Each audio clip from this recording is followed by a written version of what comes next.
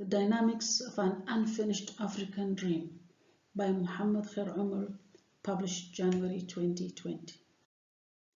Is a journey into the history of the people who live in Eritrea today, from about 4000 BC to 1968.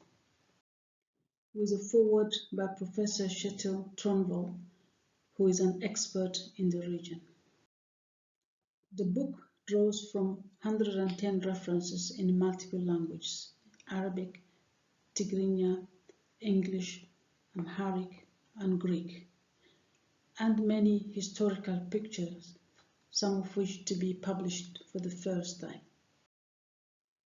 The book is also about Africa, on how ethnicity, religion, colonialism, world powers, geography, liberation wars, and other factors have shaped the fate of an African country.